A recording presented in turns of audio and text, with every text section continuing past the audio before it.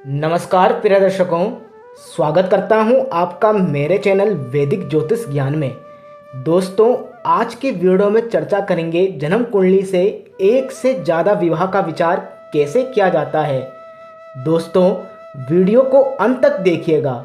आप मेरे चैनल पर नए आए हो तो ज्योतिष संबंधित और नई वीडियो देखने के लिए मेरे चैनल को लाइक, शेयर और सब्सक्राइब जरूर करें।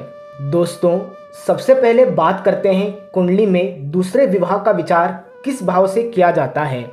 जन्म कुंडली का सप्तम भाव, इस भाव से वैवाहिक जीवन का विचार किया जाता है।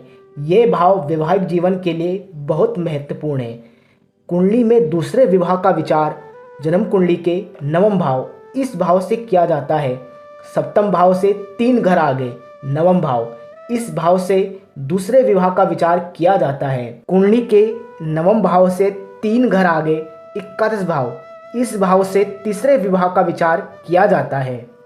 मित्रों, किसी भी भाव का 3 घर आगे वह उस भाव का प्रतिरूप कहलाता है। मित्रों, वैसे तो ज्योतिष शास्त्र में एक से अधिक विवाह के बहुत सारे सूत्र दिए गए हैं। मैं आज कुछ मुख्य सूत्रों पर चर्चा करूंगा। कुंडली में गुरु और शुक्र, जो ये 2 ग्रह होते हैं, ये वैवाहिक जीवन के लिए बहुत महत्वपूर्ण होते हैं।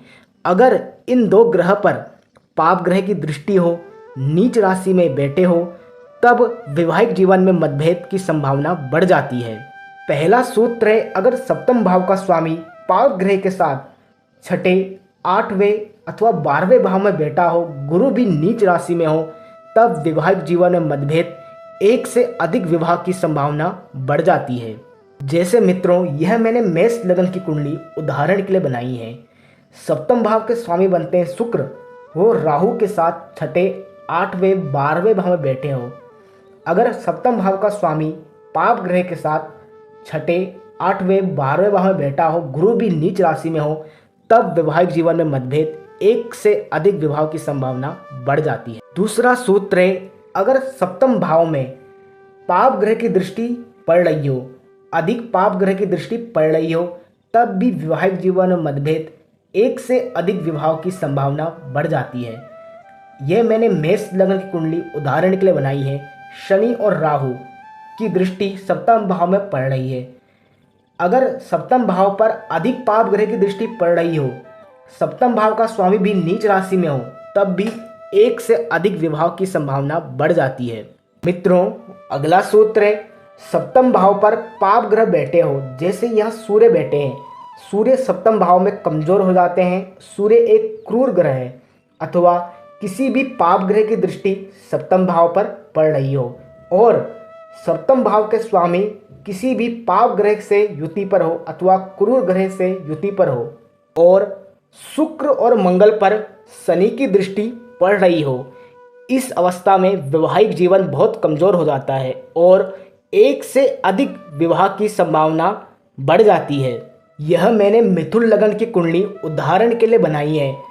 सप्तम भाव के स्वामी बनते हैं देवगुरु बृहस्पति, जो सूर्य के साथ बैठे हैं। सूर्य एक क्रूर ग्रह है, सप्तम भाव में वह कमजोर हो जाते हैं। उन पर राहु की दृष्टि पड़ रही है और शुक्र और मंगल पर शनि की दृष्टि भी पड़ रही है। अगर इस तरह की ग्रह युति जन्म कुंडली में घट रही हो, इस अवस्था में वैवाहिक जीवन कमजोर हो जाता है, एक से अधिक विवाह की संभावना बढ़ जाती है। दोस्तों, जन्म कुंडली में 7वां भाव पीड़ित हो अथवा पाप कर्तरी दोष में हो, 7वें भाव के दोनों ओर पाप ग्रह बैठे हो, जन्म कुंडली में शुक्र गुरु पीड़ित हो अथवा नीच राशि में बैठे हो, इस अवस्था में वैवाहिक जीवन बहुत कमजोर हो जाता है।